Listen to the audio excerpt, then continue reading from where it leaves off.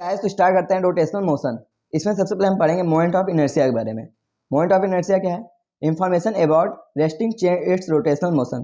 तो ये हमें इंफॉर्मेशन देता है जो रोटेशनल मोशन में चेंज हुआ, उसे ये इंफॉर्मेशन देता है। ठीक, मोमेंट ऑफ इनर्शिया को आई से डिनोट करते हैं। आई बराबर क्या होता है? Summation of M R square. ठीक, जहाँ एम क्या है? इसका मास है बॉडी का, आर क्या है? इसका रेडियस है। ओके, अब बात करते हैं रेडियस ऑफ गायरेशन। इसे के से डिनोट करते हैं। ये क्या है? इसके रेडियस के बारे में ही बताता है, रेडियस ऑफ गायरेशन। ठीक, के बराबर क्या होता है? Root I by M. I क्या है? Moment of inertia. एम क्या है? इसका मास है। ठीक, तो के बराबर क्या होता है? Root I by M. इसका भी यूनिट मीटर ही होता है क्योंकि ये रेडियस को ही डिनोट करता है, रोटेशनल मोशन की रेडियस को।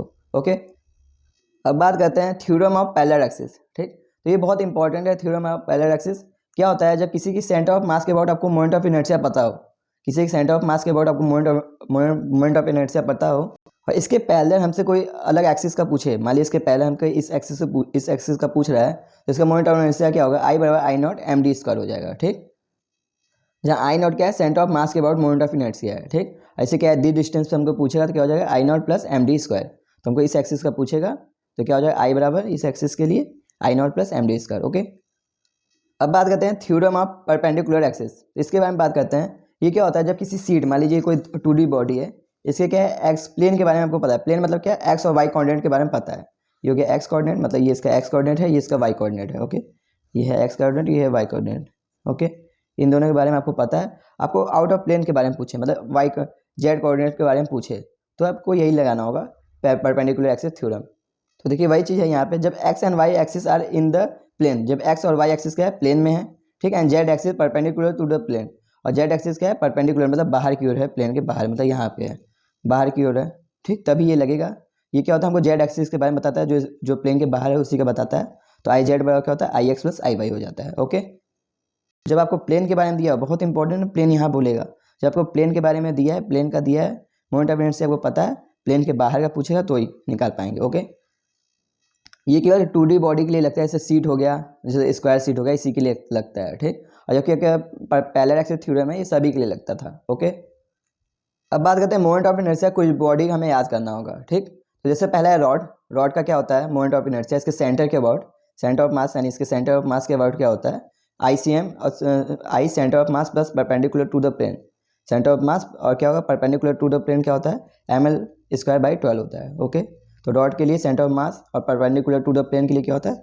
एम एल स्क्वायर बाई 12 होता है। ठीक, अब बात करते हैं इसके वन एंड के लिए।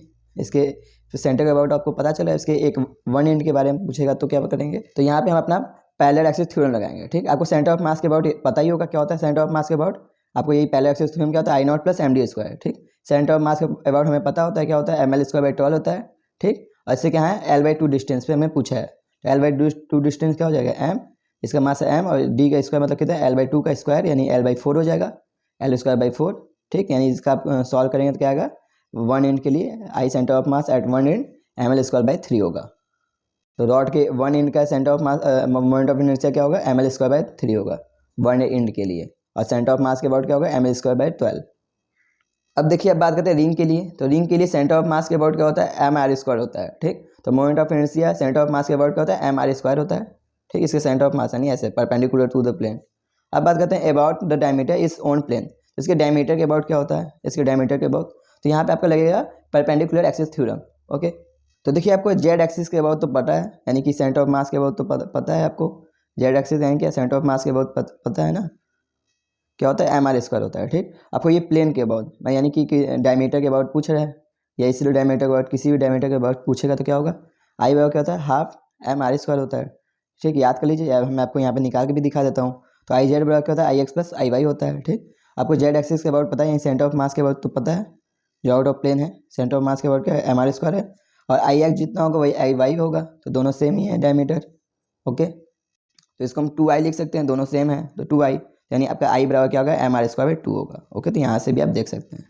ठीक, तो यहाँ पे आपका कौन सा एक्सिस लगेगा? परपेंडिकुलर एक्सिस थ्योरम लगेगा, क्योंकि आपको सेंटर ऑफ मास के अबाउट पता है, किसी एक के प्लेन के अबाउट पूछा है, यानी कि डायमीटर के अबाउट पूछ रहा है किसी के, तो क्या हो जाएगा? आई बराबर हाफ एम आर स्क्वायर। ठीक, देखो फिर से सेंटर ऑफ मास के अबाउट क्या होगा? एम आर स्क्वायर, और अबाउट से डायमीटर इन ऑन प्लेन, तो डायमीटर के अबाउट क्या होगा? हाफ एम आर स्क्वायर होगा। ओके, अब बात करते हैं about a tangential axis perpendicular to the plane. ठीक, तो इसके टेंजेंट के अबाउट, ठीक, परपेंडिकुलर टू द प्लेन, यानी टेंजेंट के अबाउट क्या होगा? Perpendicular to the plane. यहाँ भी हम क्या लगाएंगे? आपका पैरेलल एक्सिस थ्योरम लगाएंगे। ठीक, पैरेलल एक्सिस थ्योरम क्या होता है, आई नॉट बराबर I naught plus M D square, centre of mass के अबाउट आपको याद है एम आर स्क्वायर होता है सेंटर ऑफ मास के अबाउट। ठीक, और यहाँ से कितना डिस्टेंस हो गया, ये आर डिस्टेंस, यानी कितना हो गया तो टोटल 2 mr स्क्वायर।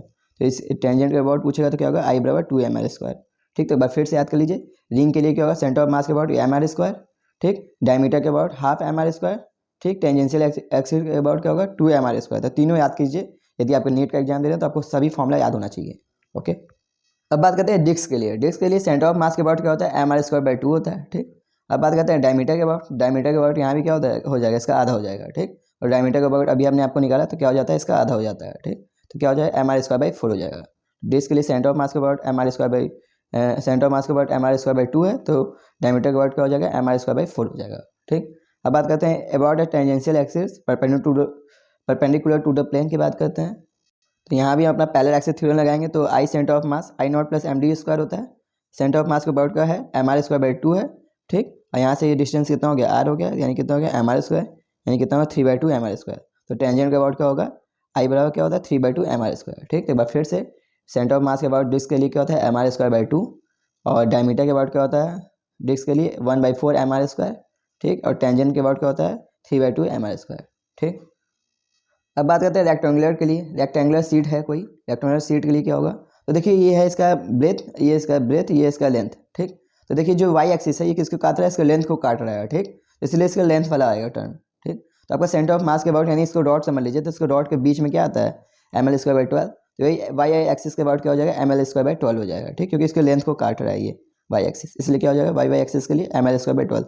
इसको एक डॉट के साथ ट्रीट कीजिएगा, आपको हो जाएगा। ठीक, तो जो डॉट के लिए सेंटर ऑफ मास के अबाउट क्या होता है ml स्क्वायर बाई 12 होता है, ऐसे इसके लिए एक जो यदि वाई एक्सिस को काट रहा है, वाई एक्सिस इसको लेंथ को काटता है, इसलिए क्या होता है ml स्क्वायर बाई 12 होता है। जो एक्स एक्सिस है इसको ब्रेथ को काट रहा है, इसलिए क्या हो जाएगा mb स्क्वायर बाई 12 हो जाएगा। ठीक, तो एक्सिस के लिए याद कर लीजिए ml स्क्वायर बाई 12 हो जाएगा, वाई एक्सिस के लिए, एक्सिस एक्सिस के लिए क्या हो जाएगा mb स्क्वायर बाई 12 हो जाएगा। ठीक, अब बात करते हैं सेंटर ऑफ मास के अबाउट, तो ये दोनों हो जाएगा, वही परपेंडिकुलर एक्सिस लगा देंगे, X axis plus Y axis, ये परपेंडिकुलर टू द प्लेन हो जाएगा। परपेंडिकुलर टू द प्लेन क्या हो जाएगा, X axis plus Y axis, I X plus I Z बराबर क्या होता है I X plus I Y. तो आई एक्स और आई वाई को जोड़ देंगे तो ml square by 12 plus mb square by 12 हो जाएगा। तो सेंटर ऑफ मास के अबाउट क्या हो जाएगा ml square by 12 plus mb square by 12। तो इससे आप याद कर लीजिए। ओके, तो ये भी आपके नीट में भी इस पे नहीं आया रेक्टेंगुलर पे, पर आ सकता है। ओके, अगला बात करते हैं स्क्वायर के लिए। तो स्क्वायर में क्या है कि किसी भी एक्सिस की बात करें तो एम ए स्क्वायर बाई 12 होता है। ठीक, तो सभी एक्सिस के लिए बराबर ही होगा, वाई एक्सिस हो चाहे एक्स एक्सिस हो, सभी का एरिया सेम है। तो किसी एक्सिस की बात करें तो यहाँ एम ए स्क्वायर बाई 12 हो जाएगा। जैसे यहाँ पे अलग अलग होता था, यदि लेंथ को काट रहा है इसलिए एम एल स्क्वायर बाई 12 है, ब्रेथ को काट रहा है इसलिए एम बी स्क्वायर बाई 12 था। ठीक, लेकिन यहाँ पे एक्सिस सेम है इसलिए क्या होगा एम ए स्क्वायर बाई 12 होगा। ठीक, तो किसी एक्सिस की बात करें एम ए स्क्वायर बाई 12 है। ठीक, आई सेंटर ऑफ मास के बारे में क्या हो जाएगा, ये दोनों को जोड़ दीजिए, एक्स एक्सिस वाई एक्सिस जोड़ दीजिए, M A square by 12 plus M A square by 12, यानी क्या हो जाएगा एम ए स्क्वायर बाई 6 आ जाएगा। तो सेंटर ऑफ मास के अबाउट क्या हो जाएगा M A square by 6। Okay, अब बात करते हैं हॉलो सिलेंडर के बारे में। तो जो हॉलो सिलेंडर होता है ढेर सारे रिंग से मिलकर बना होता है। तो अब ऐसा समझ लीजिए ढेर सारे छोटे छोटे रिंग से मिलकर बना है हॉलो सिलेंडर। ठीक, तो जी जो रिंग का होगा वो इसके एक्स एक्सिस के लिए होगा, वही इसके लिए वाई एक्सिस, यानी जो भी एक्सिस है उसके अबाउट होगा। ठीक, तो इसी एक्सिस के अबाउट क्या हो जाएगा एम आर स्क्वायर बाई 12। तो रिंग के लिए क्या होता है सेंटर ऑफ मास के about M R square by 12, वही इसके लिए भी होगा हॉलो सिलेंडर के लिए भी। ओके, अब बात करते हैं सॉलिड सिलेंडर के लिए। ये डिस्क रहता है, इसको यूज कर लीजिए, ट्रीट कर लीजिए। ओके, यानी इसके एक्सिस के लिए क्या हो जाएगा एम आर स्क्वायर बाई 12, जिसके डिस्क के सेंटर ऑफ मास के अबाउट होता है वही इसके लिए हो जाएगा। ठीक, तो एक बार फिर से रिंग के लिए क्या होता है एम आर स्क्वायर बाई 12, जो रिंग का होता है वही याद कर लीजिए एम आर स्क्वायर बाई 12 जो, और सॉलिड सिलेंडर के लिए क्या होता है जो डिस्क के लिए होता है वही याद कर लीजिए M R square by 2। Okay, अब बात करते हैं हॉलो स्फीयर के लिए। हॉलो स्फीयर के लिए क्या होता है, तो सेंटर ऑफ मास के अबाउट क्या होता है 2/3 एम आर स्क्वायर होता है। ठीक, तो याद कर लीजिए सेंटर ऑफ मास के अबाउट हॉलो स्फीयर का क्या होता है 2/3 एम आर स्क्वायर।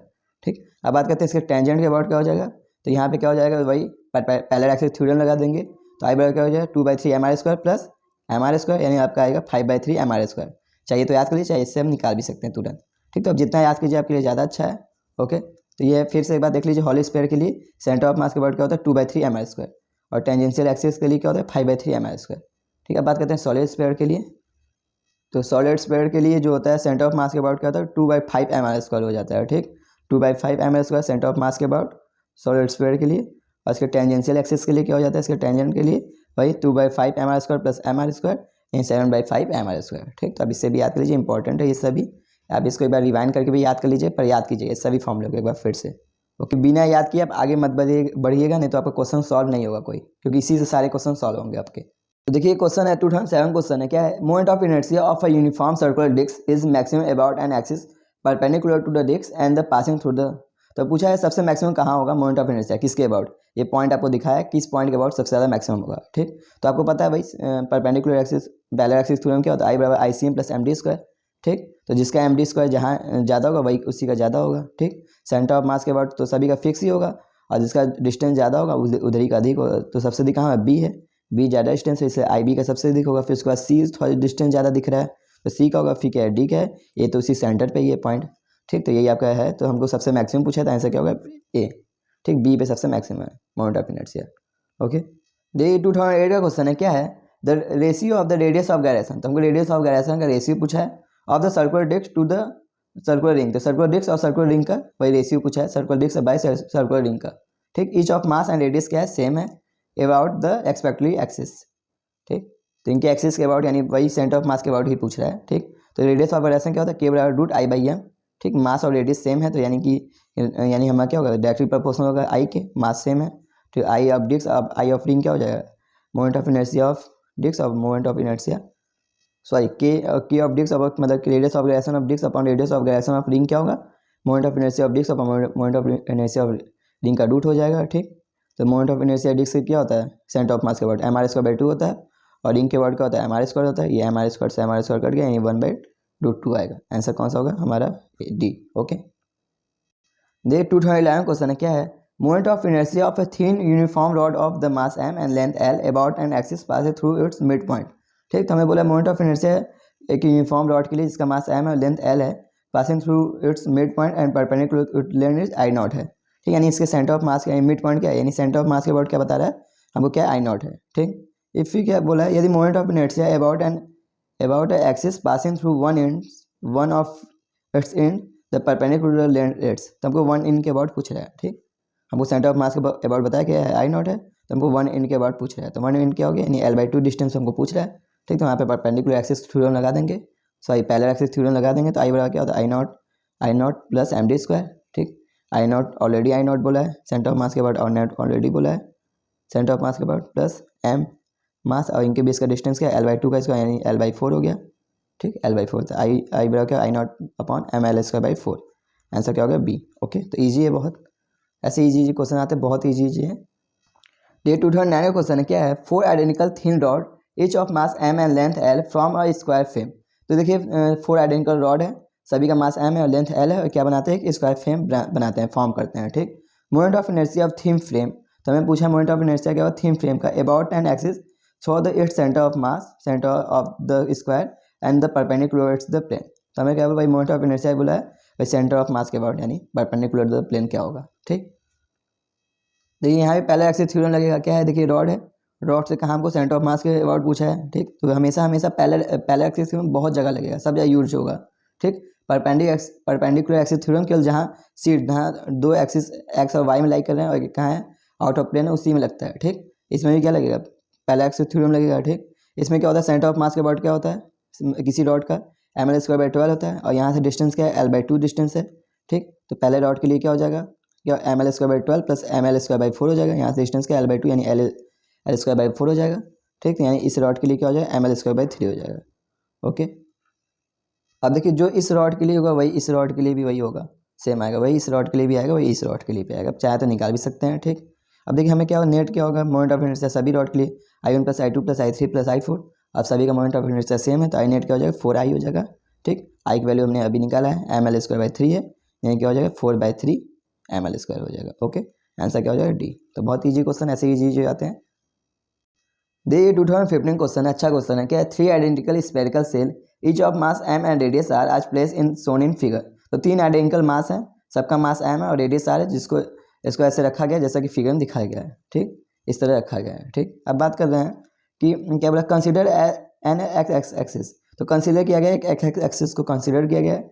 ठीक, which is touch to cell, और जो क्या करता है टच करता है दो सेल को टच करता है, एंड क्या होता है passing through the diameter of third cell, और पास होता है डायमीटर ऑफ तीसरे सेल से, तीसरे सेल के डायमीटर से पास होता है। ठीक, ये बोल दिया है। ठीक, the moment of inertia of the system consider to क्या to this third spherical set about the X axis. तो हमें बताना है भाई मोमेंट ऑफ इनर्शिया इस एक्स एक्सिस के अबाउट क्या होगा। ओके, तो देखिए इसमें क्या है, 3 आइडेंटिकल स्पेरिकल सेल है। स्पेरिकल सेल मतलब होता है हॉलो स्फीयर, ठीक, स्पेरिकल है, और क्या है सेल, सेल मतलब खोखला, यानी हॉलो स्फीयर की बात कर रहा है, ठीक। 3 आइडेंटिकल हॉलो स्फीयर है, ठीक। एक क्या होता है इसका डायमीटर से टच होता है, और बाकी 2 क्या होता है इसके टेंजेंट के अबाउट टच होते हैं, ठीक। तो आपको पता होगा कि डायमीटर बोल दे चाहे सेंटर ऑफ मास को बोल दे, ये 3D है मास, 3D के लिए वही होता है जो सेंटर ऑफ मास का होता है, वही उसके डायमीटर के लिए होता है 3D के लिए। तो हॉलो स्फीयर के लिए तो वही होता है जो उसके सेंटर ऑफ मास के अबाउट होता है। सेंटर ऑफ मास के अबाउट क्या होता है 2/3 mr² होता है, ठीक। अब बाकी क्या है 2 इसके टेंजेंट के अबाउट जा रहे हैं, ठीक। टेंजेंट के अबाउट क्या होता है, यहाँ से यहाँ से चाहे तो निकाल भी सकते हैं 2/3 mr² प्लस mr², यानी हो जाएगा आपका 5/3 mr² हो जाएगा, ओके। इसके हो जाएगा टेंजेंट के अबाउट, ठीक। तो जो इसके लिए होगा IC के लिए होगा वही IB के लिए भी होगा, ये भी दोनों टेंजेंट है, ठीक। तो दोनों के लिए सेम होगा। अब बात करते हैं नेट मोमेंट ऑफ इनर्शिया क्या हो जाएगा, तीनों के लिए आएगा IA plus IB plus IC, ठीक। IA के लिए कितना है 2/3 mr² है, IC के लिए कितना है 5/3 mr², IB के लिए भी कितना है 5/3 mr², ठीक। अब तीनों को ऐड करेंगे तो कितना हो जाएगा ऊपर 5 5 2 यानी 10 2 12 हो गया, 12/3 mr² हो गया, ठीक। 12/3 mr² यानी कितना हो गया 4 mr², हो गया। तो आंसर कौन सा होगा हमारा C। तो बहुत अच्छा क्वेश्चन है, स्टॉप करके चाहें तो आप देख भी सकते हैं, कर सकते हैं, बहुत ईजी है, ओके। दे इन 2021 क्वेश्चन है, क्या है, from a circular ring of mass m and radius r। एक सर्कुलर रिंग है जिसका मास m और रेडियस r है, and r corresponded to the 90 degree of sector is remove. इसमें क्या होता है इसके r के अबाउट 90 डिग्री सेक्टर क्या किया जाता है, रिमूव कर लिया जाता है, ठीक। तो इसके r एक रिंग है, इसका मास m है और रेडियस r है, ठीक। इसके r के अबाउट क्या होता है, इसका क्या 90 डिग्री सेक्टर को क्या कर लेते हैं, रिमूव कर लेते हैं, हटा देते हैं। The moment of inertia of the remaining part of the ring is k time of the mr² then the value of k। तो जो है मोमेंट ऑफ इनर्शिया क्या होगा इस रिमेनिंग पार्ट का, जो बचा है ये पार्ट, इसका मोमेंट ऑफ इनर्शिया क्या होगा ये पार्ट का, ठीक। और इसमें क्या बोला है कि क्या है mr² है, उसका क्या है k टाइम है, ठीक। तो इसी k की वैल्यू बताना है, ओके। तो देखिए बहुत इंपॉर्टेंट है ये क्वेश्चन, 21 में ही आपका आया क्वेश्चन। क्या होता है जब किसी सेक्टर में काटते हैं तो मोमेंट ऑफ इनर्शिया चेंज नहीं होता है, किसी सेक्टर में ही आप काटते हैं 90 डिग्री काटते हैं सेक्टर, या 60 डिग्री सेक्टर को काट लेते हैं, या जो भी सेक्टर में आप यदि काटते हैं तो उसका मोमेंट ऑफ इनर्शिया चेंज नहीं होता है, ठीक। तो मोमेंट ऑफ इनर्शिया यदि रिंग की बात है तो रिंग के लिए क्या होता है mr² होता है, तो वही होगा। तो रिंग के लिए क्या होगा mr² होगा, लेकिन यहाँ पे क्या है मास कम हो जाएगा, ठीक, क्योंकि मास क्या निकल जाएगा, कितना मास निकल जा रहा है, इसका 1/4 पार्ट निकल रहा है, ठीक। 90 डिग्री क्या होगा मतलब 1/4 पार्ट निकल रहा है, यानी m/4 पार्ट निकल रहा है, तो यानी मास घटेगा ना, लेकिन मोमेंट ऑफ इनर्शिया सेम होगा, लेकिन क्या होगा इसका मास में कमी आएगी, ठीक, क्योंकि 1/4 पार्ट हटा दिया जा रहा है। तो मास पहले कितना था m था, तो m डैश क्या हो जाएगा, पहले m था उसमें क्या हो गया m/4 हट गया, यानी कितना मास होगा 3m/4 हो जाएगा, ठीक। यहाँ यही मास हो जाएगा, बस यहाँ m डैश r² है, तो यहाँ पे m की वैल्यू आप रख देंगे मास का 3/4 mr²। तो आंसर क्या यहाँ पे हमको यहाँ पे क्या बोला है mr² के टर्म में पूछा है, ठीक, इसको k बोला है, ठीक। यानी क्या हो जाएगा k बराबर 3/4, आंसर क्या हो जाएगा ए, ओके। आंसर क्या होगा ए, इस टर्म को k बोला, इसी k की वैल्यू पूछा है, ठीक। तो k हो जाएगा क्या 3/4। देखिए इसके पहले क्वेश्चन में पढ़ा था कि वो सेक्टर में काट रहे थे, तो सेक्टर में काटने में कोई फर्क नहीं पड़ेगा, ठीक। कोई सेक्टर आप काट लें 60 डिग्री काट लें ऐसे, लेकिन क्या वो इसके बीच में छेदा कर दें, छेद कर दें बीच में, कहीं भी गोला छेद कर दें, तो इसके मोमेंट ऑफ इनर्शिया में भी चेंज आएगा, मास में चेंज आएगा ही, और मोमेंट ऑफ इनर्शिया में भी चेंज आएगा, ठीक। तो यही क्वेश्चन है आपका नीट 2016 का क्वेश्चन है, क्या है, from a disc of radius r and mass m। एक डिस्क है जिसका रेडियस r है और मास m है, एक क्या है सर्कुलर होल किया जाता है ऑफ डायमीटर r। तो एक r डायमीटर क्या किया जाता है सर्कुलर होल किया जाता है, यानी इसका रेडियस क्या है r/2, जिसका मतलब काट रहे हैं जिसको, उसका मतलब डायमीटर क्या है r है, जितना काट के निकाल रहे हैं उसका डायमीटर क्या है r, यानी इसका रेडियस क्या है r/2 है, इतना काट लिए। Whose rim pass through the centre is cut, ठीक, जिसका रिम क्या होता है पास होता है सेंटर से, यानी सेंटर से लेके इसको कट कर देते हैं, ठीक। अब बात करते हैं what is moment of inertia of the remaining part of the disc. तो हमें पूछा मोमेंट ऑफ इनर्शिया का remaining part of the disc about a perpendicular axis passing through the centre. तो परपेंडिकुलर एक्सिस और passing to the centre of mass के about हमसे पूछा है, ठीक। तो देखिए जब ऐसा किया जाता है तो हम हमेशा आर रिमेनिंग जो होता है, जितना पार्ट बचा है वो क्या होता है, जितना टोटल था मोमेंट ऑफ इनर्शिया उसमें से आई रिमूव, जितना रिमूव हुआ उसमें उसको घटा देंगे। तो जितना टोटल मोमेंट ऑफ इनर्शिया था उसमें से इतना निकल गया उसको घटा देंगे, हमको क्या मिल जाएगा रिमेनिंग पार्ट का मोमेंट ऑफ इनर्शिया मिल जाएगा, ठीक है। यहाँ पे मोमेंट ऑफ इनर्शिया भी घटेगा, लेकिन सेक्टर में काटते थे तो मोमेंट ऑफ इनर्शिया में कोई चेंजेस नहीं आते थे, ठीक।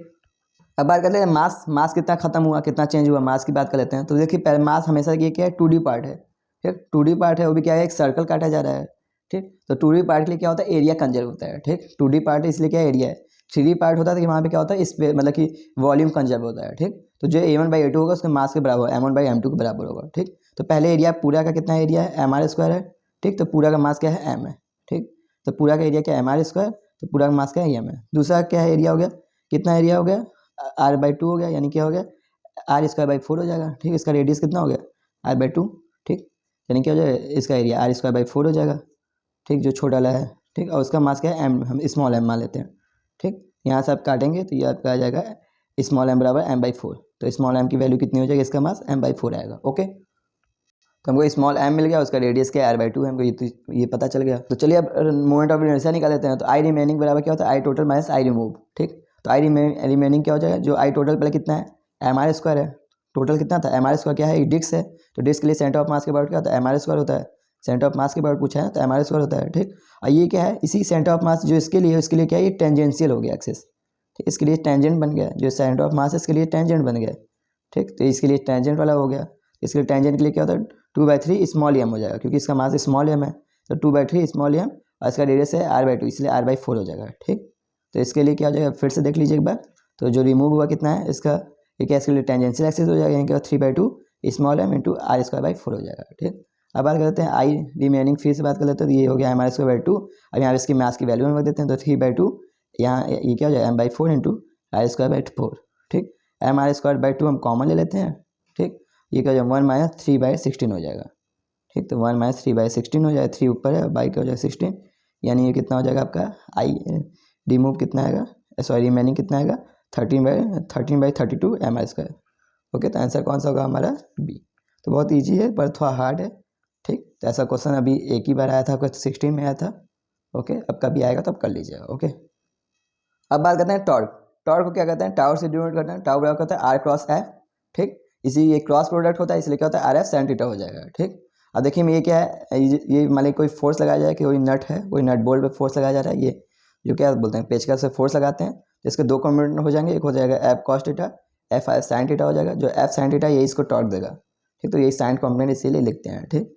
अब बात करते हैं जो टॉर्क है, ये दोनों परपेंडिकुलर होता है, R के भी परपेंडिकुलर होता है, F के भी परपेंडिकुलर होता है, वेरी इंपॉर्टेंट बात है, इस पर बहुत क्वेश्चन बनते हैं, ठीक। तो जो टाउ है ये दोनों परपेंडिकुलर होता है, आर के भी परपेंडिकुलर होता है, फोर्स के भी परपेंडिकुलर होता है, इसलिए इन दोनों का डॉट प्रोडक्ट करते हैं। कि जब परपेंडिकुलर थीटा 90 डिग्री है, तो आर और टाउ और आर का डॉट प्रोडक्ट करते हैं तो भी जीरो होगा, चाहे टाउ और एफ का डॉट प्रोडक्ट करेंगे तो भी जीरो होगा, ठीक।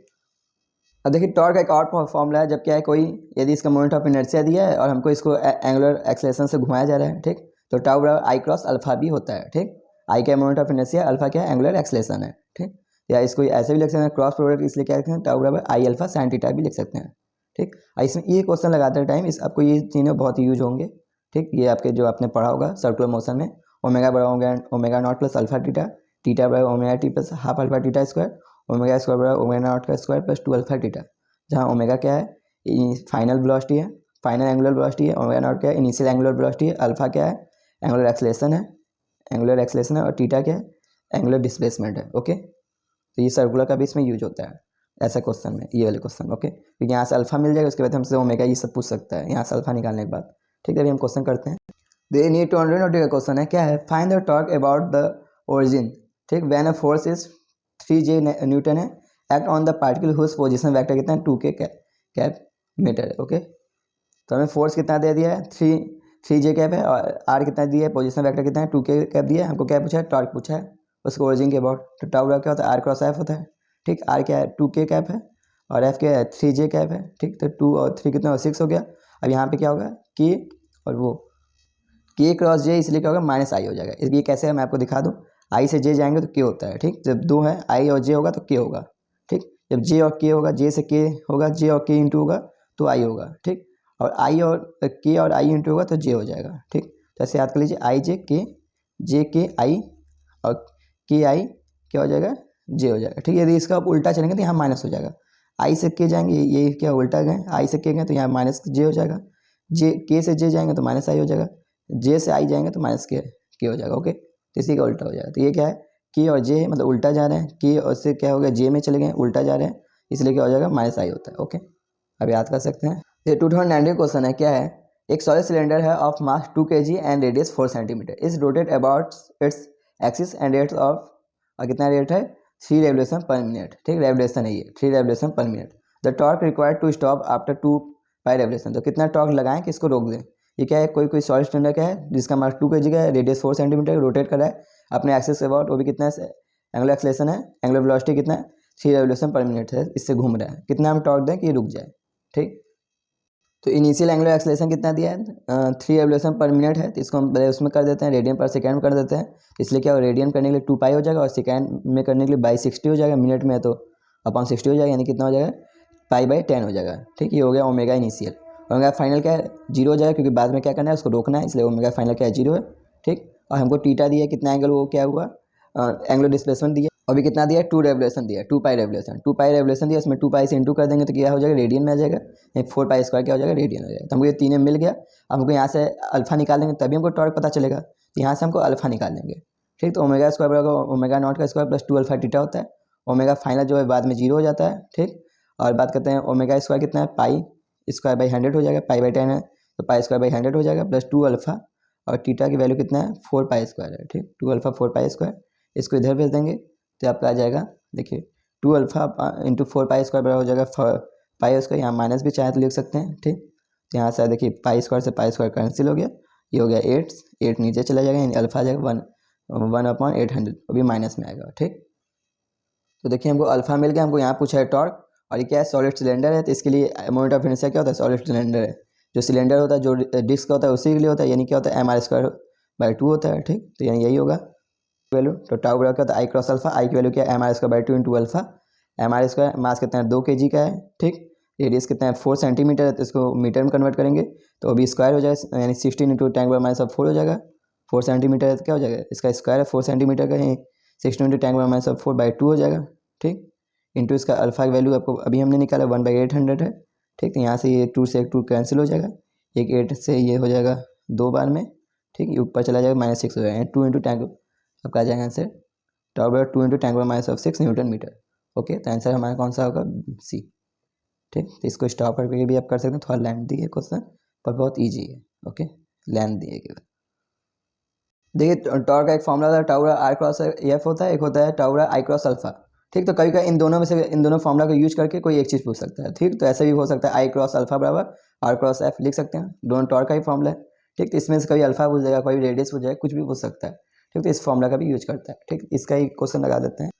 ये नीट 2007 और 6 दोनों में ये क्वेश्चन आया, क्या है, एक uniform rod A B of length L and mass M is free to rotate about 6 point A. तो कोई रॉड है जिसका मास एम और लेंथ एल है, वो क्या होता है, रोटेट कर सकता है अपने पॉइंट ए के अबाउट, यानी ऊपर नीचे रोटेट कर सकता है। ठीक, ऐसे ऐसे रोटेट कर सकता है। ठीक, अब क्या बोलता है, the rod is release from the rest, तो रॉड को रिलीज किया जाता है रेस्ट से। ठीक, इन द हॉरिजॉन्टल पोजीशन से उसको रेस्ट से छोड़ा जाता है। ठीक, given that the moment of inertia of the rod about a point A is ml²/3, तो दिया गया है, हमको बता दिया, ऐसे भी हमको पता होता है। ठीक, हमें बता दिया है कि मोमेंट ऑफ इनर्शिया जो है ऑफ द रॉड का पॉइंट ए के अबाउट कितना है, ml²/3 है। तो पॉइंट ए के अबाउट ऐसे भी हम जानते हैं, इंटू के अबाउट क्या होता है, ml²/3 होता है। ठीक, the initial angular acceleration of rod will be, तो एंगुलर एक्सेलरेशन बोला इनिशियल रॉड का क्या होगा। ठीक, यहाँ एक्सेलरेशन बोल दिया, हमको मोमेंट ऑफ इनर्शिया दे दिया, एक्सेलरेशन पूछ रहा है। ठीक, हम यहाँ पे हमको मास पता ही है, फोर्स पता ही है। ठीक, सब कुछ पता ही है, तो यहाँ पे हम अपना लगा सकते हैं। तो यहाँ भी यही फॉर्मूला होगा, आई क्रॉस अल्फा बराबर एफ क्रॉस आर हो जाएगा। ठीक, यहाँ में आई क्या है, ml²/3 मोमेंट ऑफ इनर्शिया बता ही दिया है। ठीक, अल्फा हमसे हमको निकालना है, एंगुलर एक्सेलरेशन पूछा ही है। ठीक, यहाँ पे इसका फोर्स कौन लगा रहा है, एफ एम जी है, इसका परपेंडिकुलर डिस्टेंस क्या हो गया, इसका सेंटर ऑफ मास से दिया जाता है डिस्टेंस, हमेशा याद कर लीजिए। ठीक, क्योंकि इसका वेट हमेशा सेंटर ऑफ मास से ही लिया जाता है। ठीक, तो सेंटर ऑफ मास क्या L/2 हो जाएगा। ठीक, कि ये देखिए फोर्स नीचे है और परपेंडिकुलर डिस्टेंस क्या होगा L/2। ठीक, तो यही हो जाएगा md इंटू L/2 हो जाएगा, यहाँ से m कैंसिल हो जाएगा, एक एल से एक एल कैंसिल हो जाएगा, यानी अल्फा बराबर क्या आ जाएगा, क्या 3g/2l, यानी आंसर कौन सा होगा, बी। ओके, अब बात करते हैं स्टैटिक इक्विलिब्रियम।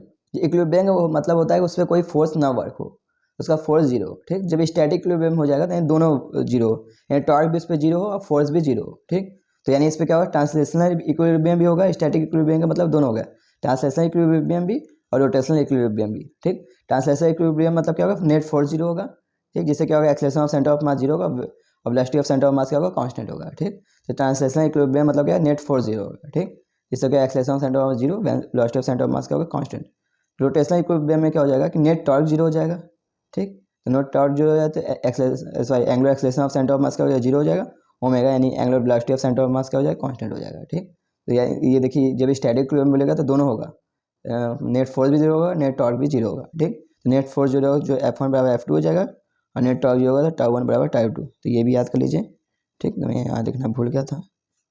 ओके, तो जितना पहले फोर्स था उतना बाद में होगा, जितना पहले टॉर्क था उतना बाद में टॉर्क होगा। ओके, ये भी मैं आपको दिखाऊँ क्वेश्चन इस पर। जैसे ये क्वेश्चन है, क्या है, 2 स्मॉल किड्स, 2 छोटे बच्चे हैं जिनका वेट कितना है, एक का 10 kg का है 15 kg respectively, are trying to the balance seesaw of the total length. तो क्या करना है, एक दूसरे को बैलेंस करना चाहते हैं सी सॉ पे।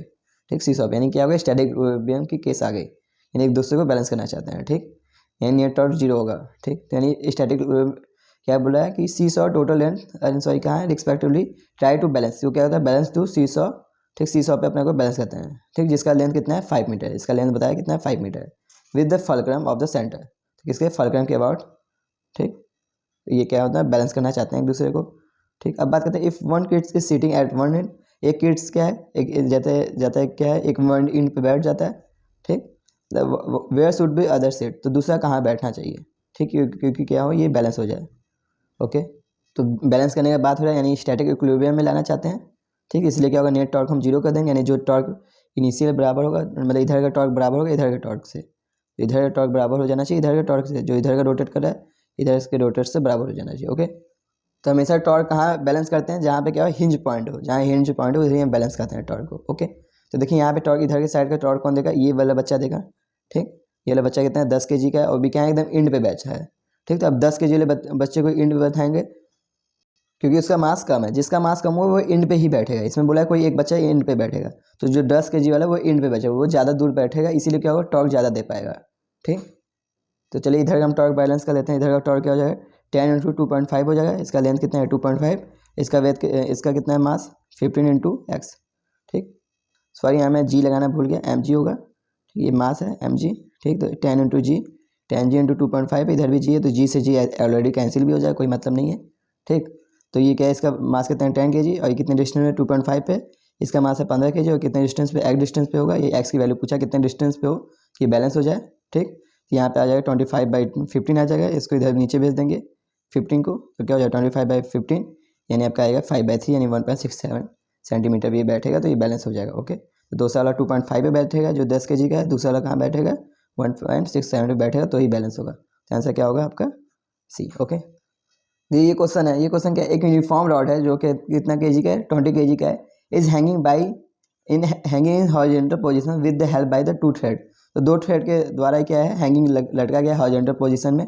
इसका मास कितना है 20 kg का है। ठीक, इट आल्सो सपोर्ट क्या है, एक 40 kg mass as shown in figure. इसको और सपोर्ट करने के लिए 40 kg का मास और लगाया गया है। ठीक, 40 kg का, जैसा कि फिगर में दिखाया गया। The tension develop in each thread, तो दोनों थ्रेड में कितना टेंशन डेवलप होगा। ठीक, तो ये दोनों पूछा है, टी ए और टी बी, इसको टी ए बोल सकते हैं, इसको टी बी बोल सकते हैं, दोनों पे टेंशन पूछा है। ओके, तो देखिए यहाँ भी बोल दिया हॉरिजॉन्टल पोजीशन पे है ये रॉड, यानी ये भी क्या है, स्टैटिक इक्विलिब्रियम वाला केस हो गया। यहाँ पे क्या होगा, नेट फोर्स और नेट टॉर्क दोनों 0 होगा, दोनों मतलब बैलेंस होगा। तो नेट फोर्स क्या हो जाएगा, नेट फोर्स 0 हो जाएगा, मतलब जितना पहले फोर्स था उतना ही बाद में, या ऐसे भी हो सकते हैं, ऊपर वाला फोर्स नीचे वाले फोर्स से बैलेंस होगा। ऊपर कौन कौन से फोर्स हैं, T1 प्लस T2 है, plus T A plus T B, और नीचे कौन सा है, ये दोनों का मास है, यानी 20 kg प्लस 40 kg। ठीक, यानी कितना हो गया 600 हो गया, 20g इंटू 40g कितना हो गया 600 हो गया। Okay, into T A plus T B, ये हो गया आपका फोर्स बैलेंस, ऊपर वाला फोर्स नीचे वाले फोर्स से बैलेंस है। पहले हम ये लगा लेंगे, दूसरा हम लगाएंगे टॉर्क बैलेंस। नेट टॉर्क है 0, यानी टाउ1 जो ऊपर वाला है, यानी कि इधर वाला टॉर्क इधर वाला टॉर्क से बैलेंस है। ठीक, देखिए हम टॉर्क कहीं भी बैलेंस कर सकते हैं, ये बहुत इंपॉर्टेंट चीज़ है। हम किया हमेशा हिंज पॉइंट पे ही बैलेंस करते हैं। देखिए यहाँ पे हिंज पॉइंट 2 है, एक ये भी है एक ये भी है, तो किसी पॉइंट पे भी कर सकते हैं। ठीक, तो हम ये वाले पे कर लेते हैं, हम अपने क्वेश्चन इसी वाले किए हैं इसीलिए, तो हम इस वाले पॉइंट को कर लेते हैं। ठीक, हिंज पॉइंट पे। ठीक, तो इधर का टॉर्क जो होगा इधर के टॉर्क के बराबर होगा, ऊपर वाला टॉर्क नीचे वाला टॉर्क से बराबर होगा। ओके, तो देखिए ये वाला इधर टॉर्क दे रहा है, ये वाला इधर टॉर्क दे रहा है। ठीक, तो ये हो गया नीचे वाला टॉर्क, और ये जो टेंशन है ऊपर टॉर्क देगा। ठीक, ये जो रस्सी है। ठीक, तो ये सभी हम कर लेते हैं। तो नीचे कौन कौन टॉर्क दे रहा है, ये दोनों दे रहे हैं, ये वाला मास और ये वाला मास दे रहे हैं, नीचे इधर की ओर टॉर्क दे रहा है। ठीक, ये हिंज पॉइंट है ऐसा। ठीक, ये कितना है, पहले इधर वाला टॉर्क कर लेते हैं। तो ये क्या है 40g है, तो ये 400 लिख सकते हैं, 40g का 400। इसका डिस्टेंस कहाँ है इससे, यहाँ पे फिगर दिखाया कितना है L/4 है डिस्टेंस। ठीक, दूसरा इसका सेंटर ऑफ मास पे लगेगा, इसका वेट रॉड का सेंटर ऑफ मास पे कितना है 20 kg का, यानी 200 लिख सकते हैं, इंटू इसका सेंटर ऑफ मास यहाँ से कितना हो गया L/2 हो जाएगा डिस्टेंस, इंटू क्या हो जाएगा L/2। टॉर्क ऐसे लिख देना, टाउ बड़ा आर, टाउ बड़ा एफ क्रॉस आर, तो ये एफ है इंटू आर है। ठीक, L/2 हो गया, इक्वल क्या हो गया टी बी ये है। ठीक, टेंशन क्या ऊपर, देखिए ये ऊपर की ओर टॉर्क देगा, ये दोनों क्या नीचे की ओर देंगे ये दोनों। ठीक, तो आप समझ रहे हैं ना, देख लीजिए अच्छे से। टी बी क्या ऊपर की ओर देगा टॉर्क, इसलिए इक्वल इधर हो जाएगा टी बी इंटू एल। ठीक, यहाँ से एल कैंसिल सब जगह कर दीजिए। ओके, तो यहाँ से हो जाएगा आपका टी यानी ये हो जाएगा, ये 4 से एक चला जाएगा इधर हो जाएगा 100 बचेगा, यहाँ से 2 से एक चला जाएगा इधर भी हो जाएगा 100, 100 पर 100 और टी यहाँ टी आ जाएगा 200, तो टी आ गया आपका 200, तो टी कितना हो जाएगा इसमें, ये टी आ गया 200, तो टी कितना हो जाएगा, ये 200 इसमें माइनस हो जाएगा, यानी कितना होगा टी 600, तो 600 माइनस 200 कितना हो जाएगा 400 हो जाएगा।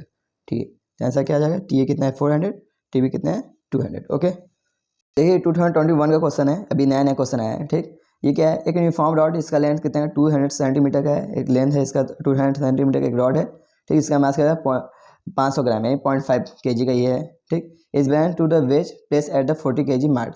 ठीक, इसको बैलेंस किया गया है एक कहाँ वेज के द्वारा, जहाँ कहाँ गया है 40 सेंटीमीटर पे है। ठीक, 40 सेंटीमीटर, वो भी कहाँ से, ओरिजिन से, सब जगह मार्क किया गया है। ठीक, फिगर में आपको दिखाया गया एकदम सेम। ठीक, एक मास है of 2 kg suspended to the block at the 20 centimetre, एक मास है 2 kg का, इसको कहाँ किया गया 20 सेंटीमीटर पर लगाया गया ओरिजिन से। ठीक, ये ओरिजिन है, इसी पॉइंट से 20 सेंटीमीटर पे है।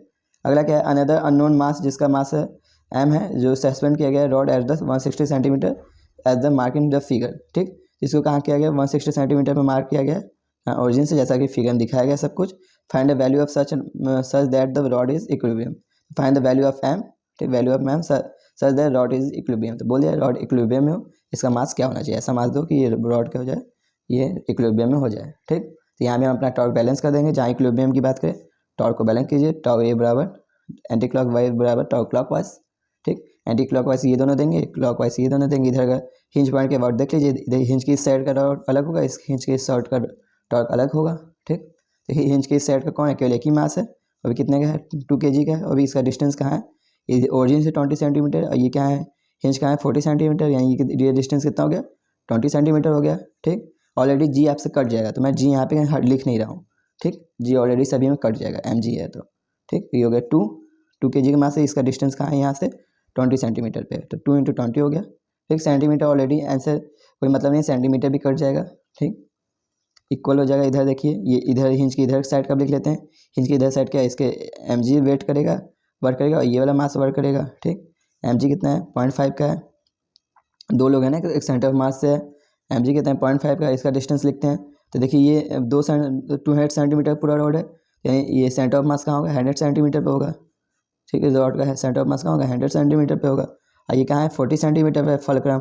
ठीक, फलक्रम 40 सेंटीमीटर, यानी ये डिस्टेंस कितना हो गया, ये 100 में से ये कितना हो गया, यानी 60 डिस्टेंस हुआ है यहाँ से। तो ये क्या कि हाँ 0.5 जो रॉड के लिए क्या हो जाएगा 0.5 इंटू इसका डिस्टेंस कितना है 60।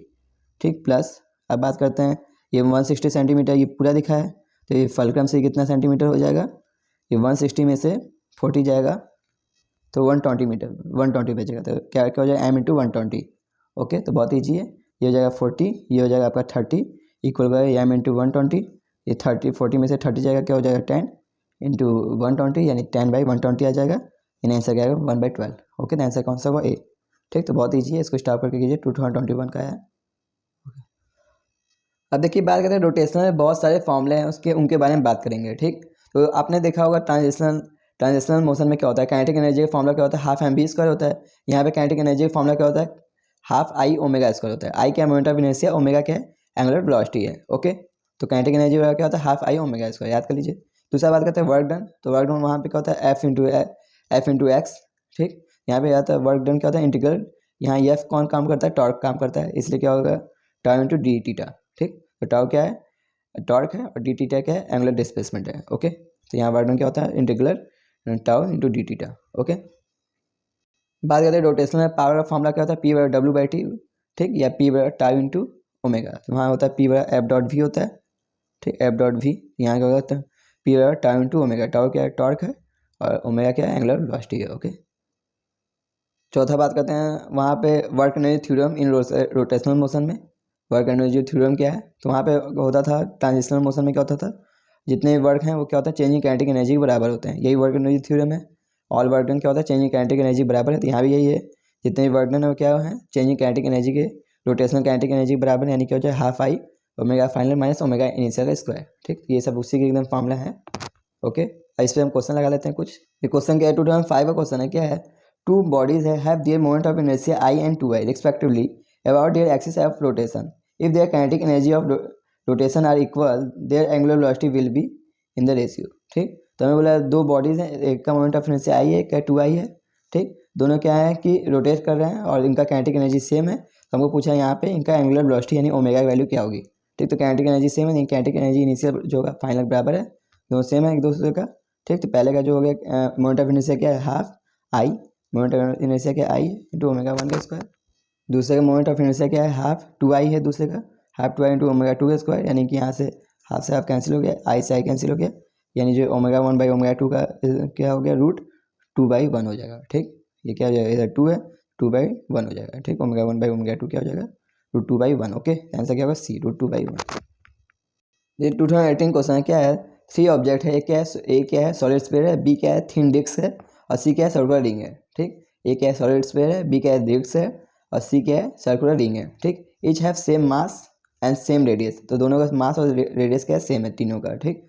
दे are the spin and the same angular speed omega, तो दोनों क्या होते हैं तीनों क्या होते हैं स्पीड करते हैं विद सेम एंगुलर ओमेगा से about their own symmetrical axis, ठीक। The amount of work done required by the bringing them to rest, तो कितना वर्क डन लगाया जाए कि ये क्या हो रेस्ट में आ जाए, ठीक। तो वुड सेटिफाइज द रिलेशन, तो कौन सा सेटिफाइड रिलेशन है ये बताना है हमको, ठीक। तो जितने वर्क डन होते हैं क्या होता है चेंजिंग काइनेटिक एनर्जी बराबर होते हैं, हमको वर्क डन ही पूछा है, ठीक। तो आप चेंजिंग काइनेटिक एनर्जी निकाल दीजिए, ठीक। तो बाद में रोकना है इन्हें, रोकना है यानी क्या हो जाएगा बाद में फाइनल ऑलरेडी 0 हो जाएगा ओमेगा का स्क्वायर, तो क्या होता है वर्क डन क्या होता है half I omega initial minus omega final का स्क्वायर, बाद में क्या रुक जाएगा इसलिए 0 हो जाएगा, तो यानी कि हाफ आई ओमेगा का स्क्वायर, ओमेगा ऑलरेडी क्या है सबका सेम है इनिशियली सबका सेम है ओमेगा, तो यानी जो आपका जो वर्क डन है वो किसके प्रोपोर्शनल है मोमेंट ऑफ इनर्शिया के, ठीक। तो जो वर्क डन आपका आएगा किसके प्रोपोर्शनल है मोमेंट ऑफ इनर्शिया के, ठीक। तो यहाँ पे जिसका मोमेंट ऑफ इनर्शिया ज़्यादा है उसका अधिक होगा। तो सबसे पहले ए क्या है आपका सॉलिड स्फीयर है, उसके लिए क्या होता है 2/5 एम आर स्क्वायर होता है, ठीक। अब बात करते हैं बी का क्या होता है एम आर स्क्वायर होता है, क्या है डिस्क है इसलिए क्या होता है एम आर स्क्वायर बाई 2 होता है, सॉरी, ठीक। बी क्या है एम आर स्क्वायर बाई 2 और सी क्या है सर्कुलर रिंग है इसलिए क्या होता है इसका एम आर स्क्वायर, सबसे अधिक रिंग का हो गया एम आर स्क्वायर सबसे ज़्यादा है रिंग का, उसके बाद डिस्क है एम आर स्क्वायर बाई 2 है, सबसे कम ये 2/5 है यानी सबसे कम हो गया, तो सबसे कम किसका है सॉलिड स्फीयर का, तो यानी सबसे अधिक क्या है सी है फिर बी है फिर ए, आंसर क्या होगा सबसे अधिक वर्क डन सी बी फिर ए, ठीक। जिसका अमाउंट ऑफ इनर्शिया ज़्यादा उसी का वर्क डन ज़्यादा, जैसे सी बी ए, ओके। अब बात करते हैं एंगुलर मोमेंटम, रोटेशनल मोशन में क्या होता है एंगुलर मोमेंटम का फॉर्मूला क्या होता है एल बराबर आई क्रॉस ओमेगा होता है, ठीक। आई क्या है angular sorry moment of inertia, omega क्या है एंगुलर वेलोसिटी है, ठीक। यहाँ पे क्रॉस है इसलिए इसको ऐसे भी लिख सकते हैं आई को क्या लिख सकते हैं सॉरी या इसको एंगुलर मोमेंटम को ऐसे भी लिख सकते हैं एम आर क्रॉस भी लिख सकते हैं, ठीक। या इसको ऐसे भी लिख सकते हैं एल बराबर M B R sine theta भी लिख सकते हैं, ठीक। ये सभी एंगुलर मोमेंटम फॉर्मूला है, ठीक। एंगुलर मोमेंटम क्या होता है एल बराबर आई क्रॉस ओमेगा, एल बराबर एम आर क्रॉस भी या एल बराबर M B R sine theta, ठीक। तो ये सभी इसका फॉर्मूला है। अब बात करते हैं angular momentum means uniform circular motion, जब कोई यूनिफॉर्म सर्कुलर मोशन है तो उसमें एंगुलर मोमेंटम क्या होता है जब कोई मास है, ठीक। कोई एम मास का बॉडी है वो क्या होता है वी वेलोसिटी से यूनिफॉर्म सर्कुलर मोशन करता है, कोई रेडियस आर रेडियस का में क्या होता है यूनिफॉर्म सर्कुलर मोशन कर रहा है, ठीक। तो आपको पता है जब यूनिफॉर्म सर्कुलर मोशन होता है उसमें क्या होता है रेडियस और क्या होता है वेलोसिटी क्या होते हैं और हमेशा परपेंडिकुलर होते हैं, ठीक। रेडियस और वेलोसिटी क्या होते हैं यूनिफॉर्म सर्कुलर मोशन में क्या होते हैं परपेंडिकुलर होते हैं, इससे जो एंगुलर मोमेंटम हो जाएगा परपेंडिकुलर यानी साइन 90 डिग्री क्या हो गया 1 हो गया, यानी एंगुलर मोमेंटम हमेशा क्या हो जाएगा एम बी आर आप आग बंद करके लगा सकते हैं, ठीक है। यदि यूनिफॉर्म सर्कुलर मोशन में तो घूम रहा है कोई पार्टिकल तो, ठीक। एंगुलर मोमेंटम क्या हो जाएगा एम बी आर हो जाएगा, ठीक। और हमेशा देखिए जो एल होगा वो क्या होगा ऑलवेज क्या होगा परपेंडिकुलर टू द प्लेन, तो प्लेन के परपेंडिकुलर होगा हमेशा, क्योंकि देखिए आर क्रॉस भी हमेशा डायरेक्शन क्या है आर क्रॉस भी बताएगा एंगुलर मोमेंटम, आर इधर भी इधर, ये कहाँ गया अंदर हो गया आर इधर है भी इधर अंदर है, यानी क्या हो गया अंदर की ओर, हमेशा क्या होगा प्लेन के परपेंडिकुलर होगा, जो एंगुलर मोमेंटम का डायरेक्शन होगा हमेशा प्लेन के परपेंडिकुलर, जो क्या है सर्कुलर मोशन में घूम रहा है, तो ये तीनों याद कर लीजिए, ठीक है। बार फिर से एंगुलर मोमेंटम क्या होता है एल बराबर आई क्रॉस ओमेगा या एल बराबर एम आर क्रॉस भी या एल बराबर M B R sine theta, ठीक। यदि इस यूनिफॉर्म सर्कुलर मोशन में कोई पार्टिकल घूम रहा है उसके लिए एंगुलर मोमेंटम आग बंद करके लगा सकते हैं एम बी आर, क्योंकि आर और भी क्या होता है परपेंडिकुलर होते हैं, ठीक। और जो एंगुलर मोमेंटम आता है हमेशा perpendicular to the plane, plane के परपेंडिकुलर आएगा, ओके। तो ये भी नीट का क्वेश्चन है क्या एक पार्टिकल क्या है पी है, एक particle P of mass 2 kg is moving in a straight line with constant speed of 10 metre per second, एक पार्टिकल पी है जिसका मास 2 kg का मूव करता है स्ट्रेट लाइन में with constant speed 10 metre per second, जैसा कि figure में दिखाया गया है, ठीक। अब बात करते हैं angular momentum of the P about the origin O S, तो एंगुलर मोमेंटम इसका पी का क्या होगा इसके ओरिजिन के अबाउट क्या होगा, इसके ओरिजिन ये ओरिजिन इसके अबाउट क्या होगा एंगुलर मोमेंटम इस पॉइंट पी का क्या होगा, ओके। तो एंगुलर मोमेंटम क्या होता है एंगुलर मोमेंटम जो होता है पी बराबर क्या होता है एम आर क्रॉस भी लगाएंगे यहाँ पे क्योंकि वेलोसिटी दिया है मास दिया है, इसलिए एंगुलर मोमेंटम यानी यहाँ एल बराबर क्या होगा एम आर क्रॉस भी लगाएंगे, ठीक। ये एल है, ओके। यहाँ मैं पी क्या लिख दिया हूँ, ओके ये एल है, देखिए तो इसका मास जो दिया है 2 kg दिया है, इसका मास कितना है 2 kg हो जाएगा। ठीक, इसका रेडियस हमेशा आर परपेंडिकुलर लेंगे, आर क्रॉस भी क्या है परपेंडिकुलर, तो इसका आर परपेंडिकुलर कौन सा होगा, ये 2 मीटर। यहाँ से यहाँ 2 मीटर दिया है और परपेंडिकुलर कितना है 2 मीटर, और वेलोसिटी दे दिया है परपेंडिकुलर कौन सा 10 आई। ये दोनों क्या है परपेंडिकुलर वाला ही देंगे डिस्टेंस, तो ये कितना है आर परपेंडिकुलर वाला डिस्टेंस कितना 2 मीटर है, यानी कितना है 2j है, ये j कैप में इसे क्या होगा 2j कैप। ठीक, और ये क्या है वेलोसिटी किसमें 10 आई कैप है, आई कैप में है। ठीक, तब यहाँ पे हम निकाल सकते हैं एंगुलर मोमेंटम क्या हो जाएगा 2 और 2 इंटू 10 यानी हो गया 40 हो गया। अब j क्रॉस आई है, अब देखिए j से i में जा रही है मतलब उल्टा जा रही है, यानी क्या हो जाएगा माइनस के हो जाएगा। ठीक, j क्रॉस आई क्या हो जाएगा माइनस के। ओके, अभी मैंने बताया था इसके बारे में। तो ऑप्शन देखिए क्या है, पहला है 40 kg metre square into second along X axis, नहीं एक्स एक्सिस नहीं है, जेड के एक्सिस है, यानी जेड एक्सिस है। ठीक, ये गलत है। क्या है 40 kg पर मीटर पर second square along Z axis, सही है। पर क्या है इंक्रीजिंग बोला है, नहीं इंक्रीजिंग नहीं कांस्टेंट है, क्योंकि वेलोसिटी क्या है कांस्टेंट है। ठीक, कांस्टेंट वेलोसिटी से मूव कर रहा है, इसलिए क्या है ये एंगुलर मोमेंटम ही कांस्टेंट होगा। ठीक, जब वेलोसिटी कांस्टेंट एंगुलर मोमेंटम भी कांस्टेंट होगा, यानी ये भी गलत है। ठीक, 40 kg metre square second inverse along Z axis और क्या है कांस्टेंट। ठीक, तो यही होगा आंसर, क्या है 40 kg metre square second square along Z axis और क्या है कांस्टेंट, आंसर क्या होगा सी। ओके, ये क्वेश्चन, ये 2012 क्वेश्चन है, क्या है when a mass is rotated in a plane about a fix point is angular momentum क्या है इज डायरेक्टली अलॉन्ग। ठीक, देखा है मास क्या है रोटेट कर रहा है, यानी वही है एक मास क्या है रोटेट कर रहा है। ठीक, किसी फिक्स पॉइंट के अबाउट इसका एंगुलर मोमेंटम क्या होगा ये पूछ रहा है। तो एंगुलर मोमेंटम क्या होता है हमेशा प्लेन के परपेंडिकुलर होता है। ठीक, तो a line perpendicular to the plane, answer क्या होगा ए होगा। Moving at 45 degree to the plane, plane से 45 डिग्री पे होगा मोमेंट ऑफ इनर्शिया, नहीं। ठीक, सॉरी मोमेंटम नहीं, रेडियस के लॉन्ग नहीं, टेंजेंट के लॉन्ग नहीं। ठीक, हमेशा क्या होगा परपेंडिकुलर होगा प्लेन के। मैं ये डायरेक्शन आपको याद कराया था। ठीक, अब बात करते हैं न्यूटन के second law for rotational motion के लिए। तो न्यूटन का सेकंड लॉ क्या होता है, जो नेट फोर्स होता है वो change in momentum upon time interval के बराबर होता है। ठीक, तो नेट फोर्स क्या होता है change in momentum upon time interval के बराबर होता है। या हम चाहें तो मोमेंटम को ऐसे भी लिख सकते हैं, integral F into D T भी लिख सकते हैं मोमेंटम को। ठीक, तो ये होता है न्यूटन के सेकंड लॉ से यही आता है। ठीक, आपको पता है टॉर्क, इसको एफ को किससे डिनोट करते हैं टॉर्क से, रोटेशनल मोशन के लिए। तो टाउ बराबर क्या हो गया angular momentum upon time interval, तो ये भी याद कर लीजिए बहुत इंपॉर्टेंट है। तो टाउ बराबर क्या होता है angular momentum upon time interval. ठीक, या इसको ऐसे भी लिख सकते हैं एंगुलर मोमेंटम क्या होता है torque into D T, integral D T. ठीक, तो ये न्यूटन का सेकंड लॉ, इससे कंपेयर करके आप याद कर सकते हैं। दूसरा क्या है रिलेशन बिटवीन एंगुलर मोमेंटम और काइनेटिक एनर्जी। ठीक, तो एंगुलर मोमेंटम और काइनेटिक एनर्जी में क्या रिलेशन आपको याद होना चाहिए। काइनेटिक एनर्जी होता है क्या पी स्क्वायर बाई 2m, यहाँ पी क्या मोमेंटम है। ठीक, काइनेटिक एनर्जी क्या होता है पी स्क्वायर बाई 2m होता है, जहाँ एम क्या मास है, पी क्या मोमेंटम है। ठीक, या मोमेंटम बराबर क्या लिख सकते हैं 2m के ई। ठीक, तो ये फॉर्मूला आपको याद ही होगा ट्रांजिशनल में। अब बात करते हैं रोटेशनल की, यहाँ पे क्या हो जाएगा काइनेटिक एनर्जी क्या होगा एंगुलर मोमेंटम का स्क्वायर अपॉन 2i हो जाएगा। ठीक, क्योंकि मोमेंट ऑफ इनर्शिया ही क्या है यहाँ पे मास को डिनोट करता है एंगुलर मोमेंटम में। तो याद करिए काइनेटिक एनर्जी क्या होगा एल स्क्वायर बाई 2m हो जाएगा, 2i हो जाएगा, L square by upon 2i। ठीक, जबकि यहाँ पे एंगुलर मोमेंटम को लिखना चाहे तो क्या लिख सकते हैं एंगुलर मोमेंटम बराबर अंडर रूट 2i के ई। ओके, तो दोनों याद कर लीजिए इंपॉर्टेंट है ये भी। इस पर भी मैं आपको क्वेश्चन दिखाता हूँ। तो ये अपने 2016 का ही क्वेश्चन है, बहुत बढ़िया क्वेश्चन है।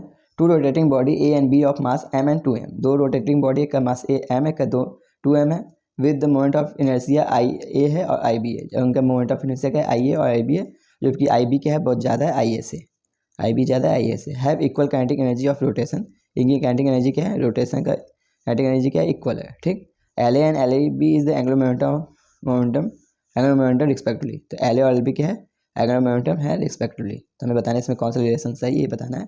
ठीक, तो आपको पता है यहाँ पे काइनेटिक एनर्जी दे रहा है एंगुलर मोमेंटम दे रहा है, तो आपको तुरंत अपना फॉर्मूला लगा देना चाहिए। एंगुलर मोमेंटम बराबर क्या होता है अंडर रूट 2i के ई होता है, अभी हमने देखा। ठीक, ठीक, तो हमें यहाँ पे बोला काइनेटिक एनर्जी सेम है, ऑलरेडी बोला इक्वल काइनेटिक एनर्जी, तो ये एग्जाम खत्म हो गया। ऑलरेडी क्या हो गया एंगुलर मोमेंटम किसके प्रोपोर्शनल हो गया, उसके मोमेंट ऑफ इनर्शिया का प्रोपोर्शनल हो गया एंगुलर मोमेंटम। ठीक, तो जिसका मोमेंट ऑफ इनर्शिया ज़्यादा उसी का एंगुलर मोमेंटम ज़्यादा। तो ऑलरेडी यहाँ पे बोल दिया मोमेंट ऑफ इनर्शिया किसका ज़्यादा है आपका आई बी का ज़्यादा है आई ए से, इसलिए एंगुलर मोमेंटम किसका ज़्यादा होगा एल बी का ज़्यादा होगा एल ए से। ठीक, तो आंसर कौन सा होगा हमारा डी। ओके, एल बी ज़्यादा होगा एल ए से। अब बात करते हैं कंजर्वेशन ऑफ एंगुलर मोमेंटम। ठीक, तो एंगुलर मोमेंटम कब कंजर्व होगा जब किसी प्रकार टॉर्क ना लगा जाए, जब कोई एक्सटर्नल टॉर्क ना लगाया जाए किसी सिस्टम पे, तो नेट एंगुलर मोमेंटम जो होगा कंजर्व होगा। ठीक, तो क्या होगा आपको पता है जो टॉर्क होता है जो आपका न्यूटन का सेकंड लॉ अभी अपने पढ़ा था, अभी मैंने देखा जो न्यूटन का सेकंड लॉ क्या होता है टाउ बराबर D L by D T, या यदि इसमें देखें फोर्स बराबर क्या होता है D P by D T होता है। ठीक, एंगुलर में सॉरी मोमेंटम टाइम इंटरवल होता है जो फोर्स, इसी सभी हमने देखा ना। इसी टॉर्क बराबर क्या होता है D L by D T होता है। जब नेट टॉर्क जीरो किसी सिस्टम पे तो आपका एंगुलर मोमेंटम क्या हो जाएगा कंजर्व हो जाएगा। एंगुलर मोमेंटम इनिशियल क्या हो जाएगा, एंगुलर मोमेंटम फाइनल के बराबर हो जाएगा। ओके, अब यहाँ पे बात करते हैं फॉर हम लोग के सिलेबस में जो पढ़ना है वो क्या पढ़ना है, प्योर इनइलास्टिक कोलिजन के बारे में। ओके, तो रोटेशनल मोशन में आपको इलास्टिक के लिए नहीं पढ़ना है, केवल इनइलास्टिक के लिए पढ़ना है। इनइलास्टिक बहुत ईजी होता है। तो प्योर जब इनइलास्टिक है तो उसमें क्या होता है कि देखिए क्या आफ्टर कोलिजन दोनों क्या बनते हैं, साथ साथ वेलोसिटी से मूव करने लगते हैं। तो देखिए क्या है, दोनों अपने कोलाइड करने के बाद क्या होंगे, साथ साथ वेलोसिटी से मूव करने लगेंगे, एक साथ वेलोसिटी से, दोनों वेलोसिटी सेम हो जाती है। ठीक, कोलिजन के बाद आपने देखा ही होगा, कोलिजन वाले में पढ़ा ही होगा, जब इनइलास्टिक होते हैं प्योर इनइलास्टिक तो दोनों क्या होते हैं, साथ में वेलोसिटी से मूव करने लगते हैं साथ साथ। तो उसी के साथ एंगुलर मोमेंटम इनिशियल होगा, एंगुलर मोमेंटम फाइनल के, कंजर्वेशन ऑफ एंगुलर मोमेंटम लगाएंगे तो इसका क्या हो जाएगा, I1 ओमेगा 1 बराबर होगा, इसका हो जाएगा I2 ओमेगा 2 प्लस ये हो जाएगा इक्वल क्या हो जाएगा, ये दोनों का सेम हो गया वेलोसिटी, तो I1 plus I2 into omega. ठीक, तो यही आप लगा दीजिएगा एंगुलर मोमेंटम कंजर्वेशन। फिर से बात देख लीजिए, इसका क्या हो गया, एंगुलर मोमेंटम I1 ओमेगा 1, इसका हो गया I2 ओमेगा 2, इसके बराबर क्या हो गया, फाइनल क्या हो गया, दोनों वेलोसिटी सेम हो जाएगी, I1 plus I2 into omega. ठीक, तो ये हो गया आपका एंगुलर मोमेंटम कंजर्वेशन। अब बात करते हैं इसमें दूसरा एंगुलर मोमेंटम ही केवल कंजर्व होता है, काइनेटिक एनर्जी कंजर्व नहीं होता है क्योंकि इनइलास्टिक है। ठीक, इसमें काइनेटिक एनर्जी जो होता है फाइनल का ज़्यादा होता है, सॉरी इनिशियल का ज़्यादा होता है फाइनल से। ओके, इनिशियल का ज़्यादा होगा फाइनल से। ऐसे में बात करते हैं चेंजिंग काइनेटिक एनर्जी या चेंजिंग काइनेटिक एनर्जी या लॉसिंग काइनेटिक एनर्जी की बात करते हैं। बहुत इंपॉर्टेंट फॉर्मूला बनता है आपका, ऐसे या तो करने चलेंगे तो बहुत लंबा बन जाएगा।